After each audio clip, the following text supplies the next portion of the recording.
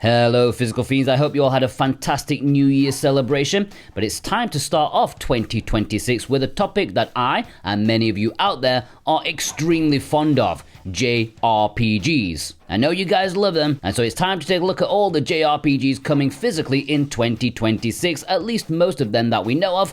I'm currently nursing a hangover, so it's possible I may have missed some of them. Tales of Berseria Remastered is the Tales remaster of this year, although at the rate they pump these out, it may not be the only one. This is a PS4/PS3 game, so it's a bit hard to see what they will remaster. It's not even a decade old at this point, but if you missed it the first time around and don't fancy buying a cheap PS4 copy to play in your PS5, then this will be a great option to play one of Bandai's flagship JRPGs. It's releasing physically on Switch and PS5 in North America, whereas in Europe, they will also get an Xbox physical as well on February the 27th. The battle systems for this franchise, it's very interesting, but for some reason, I'm always terrible at them. I have to fail my way to success in this series, but with all the usual added features with these remasters, it should be much easier.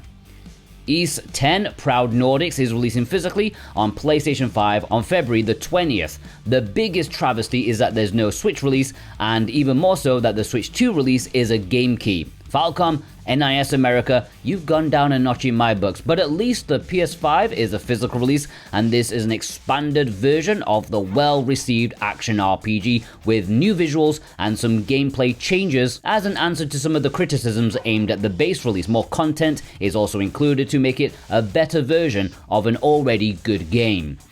Ys Memoire Revelations in Celceta is the other Ys game this year. This was a Vita game and a PlayStation 4 release, now coming to the Switch, which I am personally very happy with. Another action RPG and Falcom's take on the fourth entry in the franchise, which is a weird thing to say, but back in the day, they let two different companies make two different Ys 4 games, neither of which were well loved in the franchise, but this new-ish game was made by Falcom themselves with their own vision for the franchise. It's releasing on Nintendo Switch February the 17th, and if you want to pre-order it or any of the games in this video where available, then please do so via the links in the description and pinned comment. Any purchase made via those links helps support me and this channel in the best way possible, and I do truly thank you from the bottom of my heart.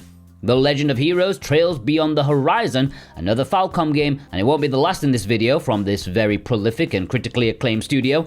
This is the new chapter in the Trails series. How it fits in, I'm not sure. Is it a culmination of a certain story arc or maybe a mid-story point? I don't know, but for those who are really invested in the franchise, they are very eagerly anticipating it. It's releasing physically on Nintendo Switch, PlayStation 4, PlayStation 5 on January the 15th, but there's also a Nintendo Switch 2 game key.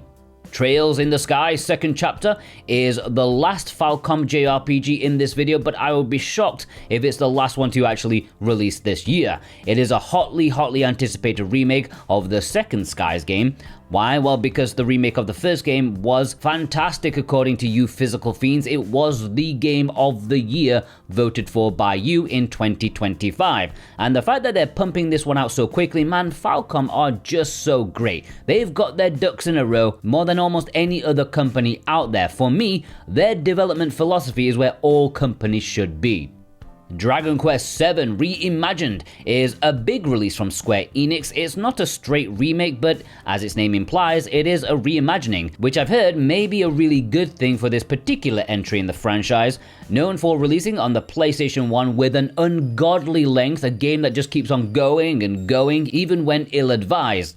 It was slightly truncated for the 3DS remake, but now this one is promising to really tighten the ship and shape it into something of a more focused experience. Dodgy art style and character designs aside, a lot of people are very excited for this one. It's releasing physically on Nintendo Switch, PlayStation 5 and Xbox Series X on February the 5th. There's also a Switch 2 game key. Boo!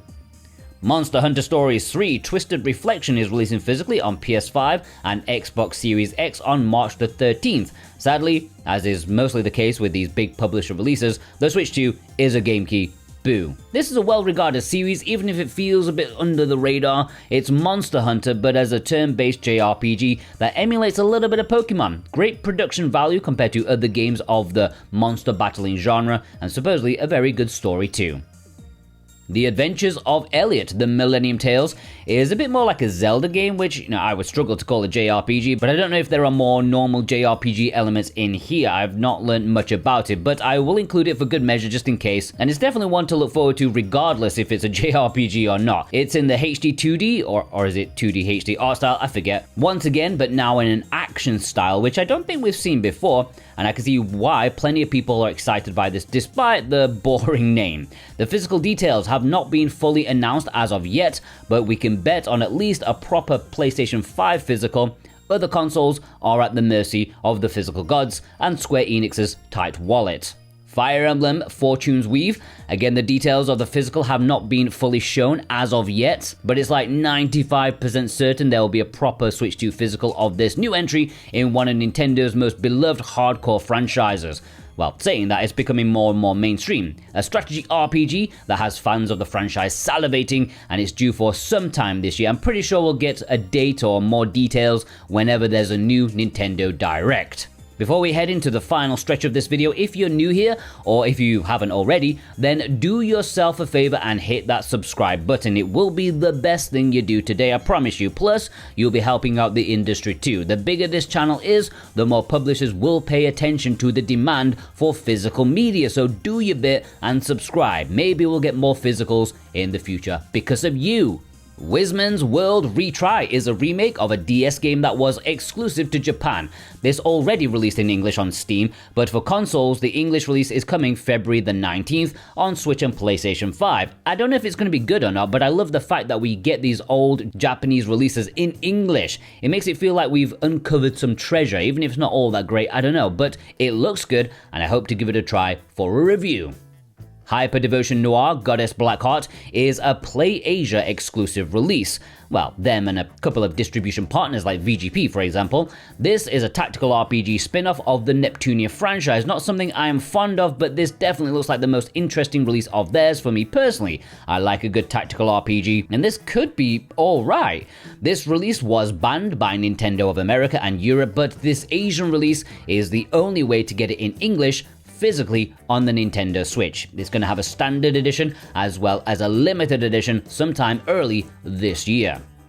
Etrange Overlord, I don't know how to say it, but this feels like Nipponichi going back to their roots. It's not being developed by them, but they are involved in the publishing, and it is being developed by the former president of that company. It's going back to its quirky PS2 era, along with a questionably marketable name. I'm hoping it's more in line with like La Pucelle or Phantom Brave, rather than say, Compile Hearts Mugen Souls, which it does have a very similar theme and looks to it, but I will keep an open mind. It has musical motifs in here and action combat. It's releasing physically on Switch and PlayStation 5 on March the 26th.